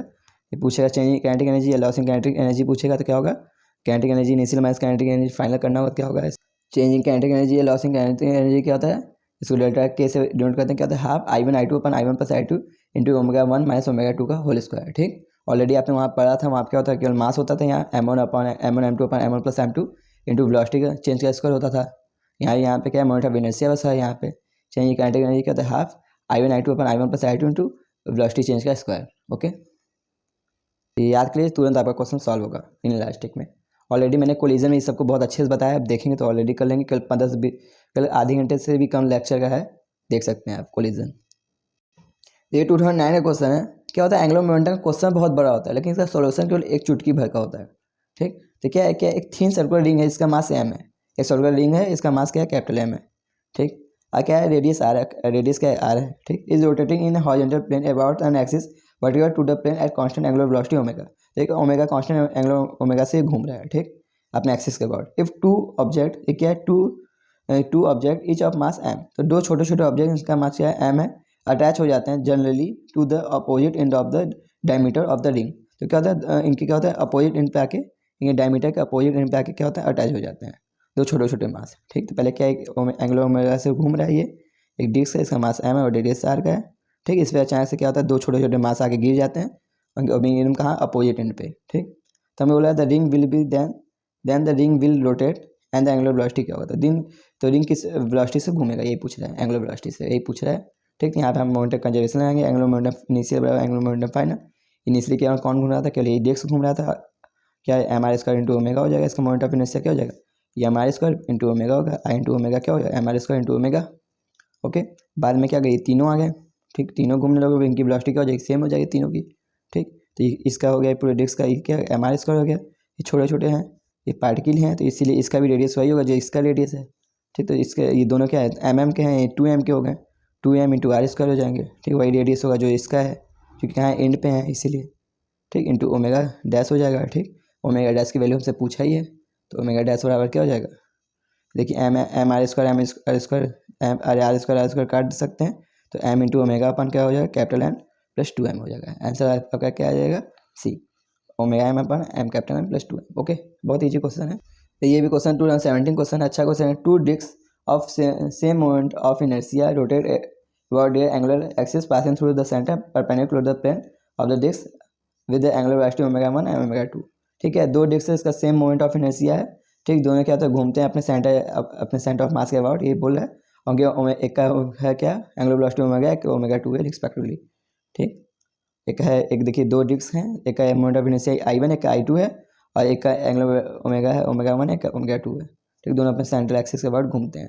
ठीक, सॉरी इनका मोमेंट ऑफ इनर्शिया सेम है, sorry same moment of inertia I1 I2 नहीं है, same moment of inertia. Okay, बोला है, एक है ओमेगा 1 से घूम रहा है, एक ओमेगा 2 से घूम रहा है। ठीक, बाद में क्या होता है, they are both in contact face to face, क्या है, concentrically the axis of the rotation. अब क्या होता है, दोनों क्या होता है, दोनों कॉन्टैक्ट में आ जाते हैं फेस टू फेस, एक के ऊपर एक चढ़ जाते हैं। ठीक, जैसे कि मैंने यहाँ पे दिखा है, एक के ऊपर एक चढ़ जाते हैं, दोनों कॉन्टैक्ट में आ जाते हैं। ठीक, और क्या होता है, and the expression of loss in kinetic energy during this process, और क्या होता है तब कितना काइनेटिक एनर्जी लॉस होगा इस प्रोसेस में, ठीक। तो बाद में क्या होगा, एक दूसरे पर चिपक गया, आराम से चलेंगे चिपक के, ये क्या होगा ओमेगा डैश हो गया, और इसी के निकालना है हमको एंगुलर वेलोसिटी, ठीक। तो हमको चेंज काइनेटिक एनर्जी पूछा है, ठीक। तो यहाँ पे आप ओमेगा डैश निकालेंगे, फिर अलग अलग का निकालेंगे काइनेटिक एनर्जी, इससे यहाँ पे ये फॉर्मूला याद कर लीजिए। चेंज काइनेटिक एनर्जी क्या होता है, हाफ I1 I2 अपन I1 plus I2 into velocity change का स्क्वायर, ठीक।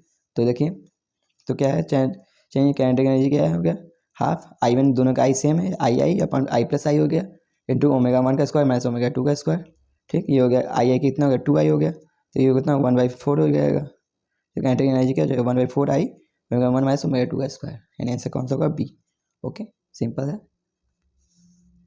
ठीक है। ये फॉर्मूला आता है तो सभी से कर लोगे। ओके और देखिए ये भी एंगुलर मोमेंटम कॉन्सेप्ट पे है, सॉरी एंगुलर मोमेंटम के कॉन्सेप्ट पे है। जब क्या कोई मास है, कोई या फिर हम है, जब क्या होता है ज़्यादा वेलोसिटी अपना करते हैं तो हमारा रेडियस क्या होता है कम हो जाता है, ठीक। ये जब हम रेडियस को बड़ा करते हैं तो हमारा वेलोसिटी कम हो जाता है, ठीक। ये एंगुलर मोमेंटम से ही आता है, ठीक। यानी angular momentum final, angular momentum initial, ये क्या है, पहला है मास m1, उसकी वेलोसिटी v1 है और r1 है, ठीक। जब क्या है इसकी वेलोसिटी v1 है, इसका r1 है, बाद में सेम ही मास का है, बाद में उसकी वेलोसिटी क्या है v2 है r2 है, ठीक। तो v1 r1 बराबर v2 r2 है, ठीक। एक सर्कल में घूम रहा है, तो क्या हो रहा है जब हम अपना रेडियस बढ़ाते हैं तो अपना देखिए हमेशा उल्टा है, प्रोपोर्शनल होता है, जो वेलोसिटी होता है इनवर्सली प्रोपोर्शनल होता है रेडियस के, ठीक। तो आप अपना वेलोसिटी बढ़ाएंगे तो आपका रेडियस छोटा होगा, रेडियस बढ़ाएंगे तो वेलोसिटी छोटा हो जाएगा, जब आप सर्कुलर मोशन में घूमते हैं, ठीक है। ये कॉन्सेप्ट बताता है। अब बात करते हैं रोलिंग मोशन। इस पर इतना भर भर के क्वेश्चन आता है, नीट में बहुत क्वेश्चन आता है इससे, ये बहुत इसका नीट का बहुत इंपॉर्टेंट जगह है ये क्वेश्चन लाने के लिए, ठीक। ये बहुत इससे क्वेश्चन आते हैं। तो रोलिंग मोशन सबसे पहले बात करते हैं, रोलिंग मोशन है क्या, इसी में दोनों होते हैं। रोलिंग मोशन में ट्रांजिशनल मोशन भी होता है, रोटेशनल मोशन भी होता है। जैसे ये रोलिंग, ये मतलब आगे भी बढ़ रहा है और रोल भी कर रहा है, ये देखिए ये हो गया रोलिंग मोशन, ठीक। तो मतलब आगे भी बढ़ रहा है और रोल भी ऐसे कर रहा है, ठीक। तो इसमें क्या है ट्रांजिशनल मोशन भी है और रोटेशनल, मतलब ये आगे भी बढ़ रहा है और रोटेट भी कर रहा है, ठीक। इसी में बात करते हैं प्योर रोलिंग। प्योर रोलिंग है, इसको बोलते हैं रोलिंग विदाउट स्लीपिंग, ठीक है। इसको प्योर रोलिंग बोलते हैं, रोलिंग विदाउट स्लीपिंग बोलते हैं, ठीक। क्या होता है प्योर रोलिंग में कि जो है जो कॉन्टैक्ट पॉइंट है यहाँ पे क्या होता है किसी प्रकार मोशन नहीं होता है, ठीक। ये क्या होता है रेस्ट होता है, जो ये कॉन्टैक्ट है पॉइंट ऑफ कॉन्टैक्ट है, ये क्या है, ये हमेशा क्या होता है रेस्ट में होता है, ठीक। तो क्या होता है जब प्योर रोलिंग है तो ये क्या है पॉइंट ऑफ कॉन्टैक्ट, मतलब ये छूट नहीं रहा है कॉन्टैक्ट, ठीक। ये कॉन्टैक्ट में ही है, ठीक है। अभी मैं आपको दिखाऊंगा कैसे, दिखा नहीं सकता यहाँ पे, ठीक। तो पॉइंट ऑफ कॉन्टैक्ट क्या होता है रेस्ट में होता है, ठीक। ये तो point of contact is at rest with respect to ground, तो ग्राउंड के रिस्पेक्ट में पॉइंट ऑफ कॉन्टैक्ट क्या है रेस्ट में है, मतलब यहाँ पे किसी प्रकार मोशन नहीं है, ठीक। मतलब यहाँ पॉइंट ऑफ कॉन्टैक्ट रेस्ट में, यानी जितना आगे की वेलोसिटी यदि क्या है, इसमें ट्रांजिशनल मोशन भी है रोलिंग में, ये क्या है रोटेशनल मोशन भी है, ठीक। ट्रांजिशनल भी है रोटेशनल भी है। तो जब प्योर रोलिंग होता है तो जो पॉइंट ऑफ कॉन्टैक्ट में क्या है, जितना जो यहाँ पॉइंट ऑफ कॉन्टैक्ट में है तो इस वेलोसिटी के, तो पॉइंट ऑफ कॉन्टैक्ट के बाद जो है यहाँ पे क्या है आगे क्या है ट्रांजिशनल मोशन आएगा, ये रोटेट करके यहाँ पे क्या आएगा रोटेशनल मोशन आएगा, ठीक। तो जो ट्रांजिशनल मोशन होगा वो रोटेशनल मोशन के बराबर आ जाएगा, ठीक। तो Vp बराबर आ जाएगा R इंटू ओमेगा, ओके। तो जो ट्रांजिशनल मोशन होगा रोटेशनल मोशन के बराबर हो जाएगा, इसलिए यहाँ पे कॉन्टैक्ट क्या है रेस्ट है, ठीक। तो पॉइंट ऑफ कॉन्टैक्ट क्या होता है रेस्ट होता है प्योर रोलिंग में, ये आप समझ लीजिए, ठीक। अब बात करते हैं अलग अलग की जगह पे वेलोसिटी जब प्योर रोलिंग है। तो प्योर रोलिंग है तो देखिए यहाँ पे इस पॉइंट है, सबसे पहले हम बात करते हैं पॉइंट ऑफ कॉन्टैक्ट पे, तो यहाँ पे 0 होती है, ठीक। क्योंकि जो Vc होता है इधर ही क्या होता है R ओमेगा के बराबर होता है। देखिए Vc आगे है और R ओमेगा पीछे है, तो हम Vc माइनस R ओमेगा लिख सकते हैं, और दोनों सेम ही है, Vc बराबर है R ओमेगा, यानी कि हम Vc लिख सकते हैं माइनस, यही पॉइंट ऑफ कॉन्टैक्ट पे क्या होता है 0 होता है वेलोसिटी, ठीक। यहाँ पे कोई मोशन नहीं होता है, मैंने अभी पहले ही बोल दिया था आपको, ठीक। बात करते हैं पॉइंट ए पे, तो पॉइंट ए पे ये इसके कारण ट्रांजिशनल मोशन का तो आगे है Vc, ठीक। और रोटेशनल मोशन का पारा भी क्या होगा यहाँ पे आगे होगा, ठीक।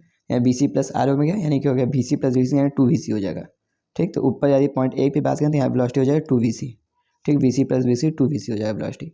बात करते हैं यहाँ पे पॉइंट बी पे, तो यहाँ ट्रांजिशनल का ये तो हमेशा आगे रहेगा ही, रोटेशनल भी मोशन करें तो यहाँ पे इधर का हो जाएगा, सेंटर के अबाउट क्या होगा ये आप हमेशा सर्किल का टेंजेंट बना लीजिए, तो टेंजेंट कहाँ है ऐसे नीचे जाएगा, ठीक है। परपेंडिकुलर हो गए ये दोनों, Vc इधर हो गया R ओमेगा इधर हो गया, परपेंडिकुलर हो गया, यानी कि हो गया Vc plus R omega perpendicular है, इसलिए क्या होगा रूट हो जाएगा Vc प्लस R ओमेगा का रूट, यानी Vc प्लस Vc यानी क्या हो गया Vc रूट 2 हो जाएगा, ठीक, ठीक। तो आप याद कर लीजिए यदि प्योर रोलिंग है तो पॉइंट ए के अबाउट कितना होगा वेलोसिटी, तो 2Vc होगा, पॉइंट बी के अबाउट क्या होगा रूट 2Vc होगा, और पॉइंट सी के अबाउट तो कॉन्टैक्ट क्या है 0, इसलिए क्या होगा यहाँ पे 0 होगा पॉइंट सी के अबाउट, ओके। तो याद कर लीजिए। अब बात करते हैं kinetic energy in pure rolling motion, इससे बहुत भर भर के क्वेश्चन आता है, इससे बहुत क्वेश्चन आता है, इसको याद कर लीजिए। Kinetic energy in pure rolling motion में क्या आएगा, काइनेटिक एनर्जी रोलिंग मोशन क्या होगा दोनों होंगे, ट्रांजिशनल भी होगा रोटेशनल दोनों होगा। ट्रांजिशनल क्या होगा हाफ mv स्क्वायर हो गया plus half I omega square, ठीक, जब प्योर रोलिंग हो तो प्योर रोलिंग क्या होगा, हाफ एम वी स्क्वायर, यहाँ पे इसको रेडियस ऑफ गायरेशन की फॉर्म में चेंज कर देंगे, तो half M V square plus K square upon R square हो जाएगा। ठीक, तो प्योर रोलिंग के लिए यहाँ पे हम एम वी स्क्वायर कॉमन ले लेंगे, तो प्योर रोलिंग के लिए जो काइनेटिक एनर्जी होगा क्या होगा, half M V square 1 plus K square upon R square, ये आपके एनसीईआरटी बुक में दिया है। तो ये फॉर्मूला, तो प्योर रोलिंग के लिए क्या होगा, kinetic energy half M V square 1 plus K square upon R square, या इसको हम ऐसे भी लिख सकते हैं, यदि ओमेगा फॉर्म में लिखना हो तो M R square omega square half M R square omega square 1 plus K square plus R square, ये दोनों फॉर्म में लिख सकते हैं। ठीक, तो ये आपके एनसीईआरटी में दिख गया है, पर हम इससे क्वेश्चन नहीं करते हैं क्योंकि इससे थोड़ा देखने में केवल अजीब सा है, हम इससे क्वेश्चन नहीं करते, हम ऐसे करते हैं काइनेटिक एनर्जी और प्योर रोलिंग के लिए क्या होता है, half M V square 1 plus N. ठीक, 1 plus N, half M V square 1 plus N. अब बात करते हैं यन क्या है। ठीक, तो ये ऐसे देख सकते हैं, जैसे मान लीजिए ये डिस्क है, रिंग है, तो रिंग के लिए एम आर स्क्वायर हो गया, एम आर स्क्वायर, तो यहाँ पे कि 1 क्या है, एन क्या टर्म है, इसके आगे का जो टर्म है M square, M R square के आगे का टर्म क्या है 1 है, तो एन क्या हो गया 1 हो गया। ठीक, ऐसे डिस्क है तो यहाँ पे क्या है, एम आर स्क्वायर बाई 2 है, यानी एन क्या हो गया 1/2 हो गया। ठीक, तो जो आगे वाला टर्म है एम आर स्क्वायर के आगे वाला वही, यानी 1/2 हो गया यही। ओके, तो चलिए आइए काइनेटिक एनर्जी सभी के लिए हम याद कर लेते हैं। पहला रिंग, या इसको हम ये हॉलो सिलेंडर भी बोल सकते हैं, हॉलो सिलेंडर भी यही होता है, रिंग का यही होता है, तो रिंग बोले चाहे हॉलो सिलेंडर बोले। ठीक, उसके लिए क्या हो गया M V square 1 plus N, यहाँ पे एन क्या है, रिंग है, रिंग के लिए क्या होता है 1 ही होता है, सेंटर ऑफ मास का वर्क होता है एम आर स्क्वायर, यानी आगे का टर्म क्या हो गया 1 ही हो गया, तो यम half M V square 1 plus N, यानी हो गया हाफ 2 एम वी स्क्वायर हो गया, 2 एम वी स्क्वायर। ठीक ठीक, अब इसके बाद करते हैं डिस्क के लिए, इसको इसमें ऐड मत कीजिए, काट मत दीजिएगा, ठीक, क्योंकि एक्स से ऐड करने में सही होगा आपको। ठीक, बात करते हैं काइनेटिक डिस्क के लिए, तो डिस्क के लिए वही हाफ एम वी स्क्वायर, आगे टर्म होता है 1/2 होता है। ठीक, क्या होता है half M V square by 2 होता है ना, सेंटर ऑफ मास के पार्ट, इसलिए क्या होगा 1/2 हो गया आगे का टर्म। ठीक, तो 1 प्लस 1/2 यानी हो गया क्या, हाफ 3/2 एम वी स्क्वायर हो जाएगा। ठीक, डिस्क के लिए काइनेटिक एनर्जी। ठीक, बात करते हैं हॉलो स्फीयर। ठीक, हॉलो स्फीयर के लिए क्या होता है हाफ एम वी स्क्वायर, ठीक 1 प्लस, और देखिए हॉलो स्फीयर के लिए आगे सेंटर ऑफ मास के पार्ट क्या होता है 2/3 एम आर स्क्वायर, ये आगे का टर्म क्या होगा 2/3। ठीक, तो 1 प्लस 2/3 यानी क्या हो गया half M by 5/3 M V square. ठीक, आप चाहे तो याद कर सकते हैं, या चाहे आप लिख लीजिए, निकाल भी सकते हैं, बहुत ईजी हो जाएगा यदि आप ये फॉर्म याद कर रहे हैं तो। फिर बात करें काइनेटिक एनर्जी सॉलिड स्फीयर के लिए क्या होता है half M V square 1 plus, और देखिए आगे का टर्म क्या होता है सॉलिड स्फीयर के लिए 2/5 एम आर स्क्वायर होता है, मोमेंट ऑफ इनर्शिया का आगे वाला टर्म 2/5 होता है, तो 1 प्लस 2/5 यानी क्या होगा 7/5 M R square, half 7/5 M V square. Okay, इस सब फॉर्मूला आप याद कर लीजिए, बहुत ईजी है। They need to run 16 question, क्या एक solid sphere is in rolling motion, solid sphere क्या कर रहा है रोलिंग मोशन कर रहा है, इन द रोलिंग मोशन क्या a body transitional kinetic energy क्या है केटी है, तो क्या है जिसका एक रोलिंग मोशन, इसका ट्रांजिशनल काइनेटिक एनर्जी क्या है केटी है, as well as rotational kinetic energy क्या है के आर है। ठीक, तो हमें क्या बोला रेशियो पूछा है, रेशियो ऑफ के टी रेस टू के टी प्लस के आर। ठीक, तो हमको के टी का रेशियो के टी अपॉन क्या पूछा है के टी प्लस के आर का रेशियो पूछा है फॉर द स्फीयर, वही सॉलिड स्फीयर के लिए। ठीक, तो के टी प्लस के आर एक्चुअली क्या हो गया प्योर रोलिंग, यानी के टी प्लस के आर क्या हो गया रोलिंग मोशन हो गया, के टी प्लस के आर ट्रांजिशनल पर रोटेशनल क्या हो गया रोलिंग, तो हमको ट्रांजिशनल अपॉन रोलिंग का रेशियो पूछा है। ठीक, तो ट्रांजिशनल के लिए क्या होता है एम वी स्क्वायर वही होता है, आपको जानते ही हैं ट्रांजिशनल के लिए, और रोलिंग के लिए क्या होता है याद कर लिए, सॉलिड स्फीयर के लिए क्या हो गया सॉलिड स्फीयर के लिए half M V square 1 plus 2/5 हो जाएगा। ठीक, क्योंकि सॉलिड स्फीयर इसलिए क्या होगा 2/5 आगे का टर्म। ठीक, यानी क्या हो गया हाफ 7/5 एम वी स्क्वायर हो जाएगा। ठीक, हमको इसका रेशियो पूछा है, इसलिए मैंने कहा ना 1/2 का मत काटिए, क्योंकि काटने में आसान हो जाएगा। 1/2 से 1/2 कट गया, एम वी से एम वी कट गया, तो 1/7/5 हो गया, यानी 5/7 हो गया, आंसर क्या हो गया बी। ठीक, हमको के टी बाई के आर पूछा है, इसलिए क्या हो गया 7/5 नीचे, इसलिए क्या हो गया 5/7। ओके, तो बात करते हैं angular momentum in pure rolling, तो एंगुलर मोमेंटम भी वही हो गया एम वी आर या आई ओमेगा होता है। ठीक, एम वी आर इसको या आई ओमेगा कर सकते हैं 1 plus K square plus R square, या M R square omega 1 plus K square plus R square, या इसको ऐसे भी हम अपने यन टर्म में भी लिख सकते हैं 1 प्लस एन। ठीक, इससे क्वेश्चन आया भी नहीं, एनसीईआरटी में आपके दिया भी नहीं है, पर आप याद कर सकते हैं यदि एंगुलर मोमेंटम पूछा तो। एंगुलर मोमेंटम पूछा तो M V R 1 plus K square plus R square एकदम काइनेटिक एनर्जी की तरह ही है, या एम आर स्क्वायर ओमेगा हो जाएगा, क्या हो गया 1 plus K square by R square, या एल बराबर M V R 1 plus N भी आप याद कर सकते हैं, जो मेरा फॉर्मूला है 1 प्लस एन, एन क्या है यहाँ पे आगे वाला टर्म एम आर स्क्वायर के आगे वाला टर्म। ओके, अब बात करते हैं रोलिंग इन इंक्लाइन प्लेन, तो इंक्लाइन प्लेन पे रोलिंग की बात कर लेते हैं। तो हमेशा इसका फॉर्मूला होता है एक्सलेशन जो आता है इंक्लाइन प्लेन पे रोलिंग का एक्सलेशन क्या होता है, एक्सलेशन क्या होता है ए बराबर G sine theta upon 1 plus K square plus R square. ठीक, तो याद कर लीजिए, जो जब किसी इंक्लाइन पे किसी को रोल कराते हैं तो क्या होता है एक्सलेशन ए बराबर क्या होता है G sine theta upon 1 plus K square upon are square होता है। ठीक, ये आपका एनसीईआरटी में दिया है, लेकिन हमारा वाला फॉर्मूला क्या है एक्सलेशन ए बराबर G sine theta 1 plus N, N क्या है एम आर स्क्वायर के आगे वाला टर्म। ठीक, तो एक्सलेशन ए बराबर क्या होता है G sine theta upon 1 plus N, याद कर लीजिए, इससे क्वेश्चन जल्दी होता है इसीलिए। ठीक, मैं इसी से करता हूँ। अब बात करते हैं वेलोसिटी की, तो वेलोसिटी याद कर लीजिए, इसका यदि हाइट दिया हो तो या हाइट से आप याद कर सकते हैं, तो वेलोसिटी क्या होता है 2gh 1 plus K square upon R square, या हमारा वाला फॉर्मूला याद कर लीजिए √2gh 1 + n। ओके, और हमेशा हम ऐसे हमेशा हाइट के फॉर्म में ही देगा क्वेश्चन, लेकिन कभी का बहुत कम चांस है, जैसे हम लोग टेस्ट वेस्ट में क्या होता है कि कभी कभी ये दे देते हैं, ये वाला डिस्टेंस, ठीक, जो ये सरफेस जो इंक्लाइन का डिस्टेंस ये दे देते हैं, ठीक, ये डिस्टेंस यदि दे दिया तो वहाँ पे क्या होगा 2gh, यहाँ ये वाला डिस्टेंस दिया तो इसलिए क्या होगा 2gh sin थीटा 1 + k² लिख सकते हैं, ठीक, वेलोसिटी ये हो जाएगा। ये बहुत कम देता है ये वाला, इतना याद करने की जरूरत नहीं, पर याद कर लीजिए, माइंड में रख लीजिए, या वेलोसिटी भी √2gh sin थीटा 1 + n, मेरा वाला फॉर्मूला याद कर लीजिए। ओके, तो एक बार फिर से एक्सलेशन पूछे यहाँ पे, तो एक्सलेशन क्या होता है g sin थीटा 1 + k²/r², ठीक है, a बराबर g sin थीटा 1 + n, ये हमारा फॉर्मूला है, ठीक। वेलोसिटी पूछे तो v बराबर √2gh 1 + n, या इसके फॉर्म में दे, ये बहुत कम देता है 2gh sin थीटा 1 + n, ठीक है, स्टॉप करके याद कर लीजिए एक बार। ओके, ये 2014 पे इस पर भी बहुत क्वेश्चन आते हैं, मैं एक आखिरी क्वेश्चन ला पाता हूँ क्योंकि कम से कम 80 से 90 क्वेश्चन है, मैं इतना क्वेश्चन नहीं ला पाऊंगा एक ही लेक्चर में, 1 घंटे के लेक्चर में, ठीक है। The ratio of the acceleration for a solid sphere, हमको पूछा है रेशियो ऑफ द एक्सलेशन क्या होगा सॉलिड स्फीयर के लिए, इसका मास m है, रेडियस r है, rolling on the incline plane of angle क्या है theta, with slipping without slipping, slipping down incline without rolling, ठीक, तो क्या है विदाउट स्लीपिंग, यानी विदाउट स्लीपिंग यानी क्या होगा रोटेशनल मोशन पूछ रहा है, सॉरी यानी रोलिंग मोशन पूछा है, विदाउट स्लीपिंग यानी क्या रोलिंग मोशन, और क्या है विदाउट क्या है एक स्लीपिंग डाउन है, ठीक, यानी स्लीप हो रहा है, यानी क्या है कि ट्रांजिशनल मोशन है, ठीक। एक बार फिर से किसमें रेसिपी पूछा है, एक्सलेशन पूछा किसका सॉलिड स्फीयर का, किस पे इंक्लाइन प्लेन पे एक्सलेशन पूछा है, किसके लिए किसके में के बीच रेशियो पूछा है, एक है सॉलिड विदाउट स्लीपिंग यानी रोलिंग मोशन के लिए पूछा है, ठीक, एक पूछा है विद स्लीपिंग, ठीक, स्लीपिंग हो रहा है यानी क्या होगा ट्रांजिशनल मोशन के लिए पूछा है, ठीक। तो एक बार फिर से प्योर रोलिंग के लिए क्या होता है, रोलिंग के लिए क्या होगा g sin theta 1 + n, n क्या हो जाएगा सॉलिड स्फीयर है तो 2/5 होगा, n 2/5 यानी क्या हो जाएगा 7/5 हो जाएगा, तो 5 ऊपर चला जाएगा यानी 5/7 g sin थीटा हो जाएगा, ठीक, प्योर रोलिंग के लिए। अब बात करते हैं स्लीपिंग के लिए, यानी कि ट्रांजिशनल के लिए क्या होगा g sin थीटा, जो एकदम सिंपल फॉर्मूला है g sin थीटा, ठीक, तो ए रोलिंग अपॉन ए स्लीपिंग क्या हो जाएगा, ए रोलिंग अपॉन ए ट्रांजिशनल क्या हो जाएगा, रोलिंग अपॉन ट्रांजिशनल क्या होगा 5/7 हो जाएगा, ठीक है, जी 5/7 जी sin थीटा अपन जी sin थीटा कट जाएगा, यानी क्या होगा 5/7, आंसर क्या होगा ए। ओके, इजी है।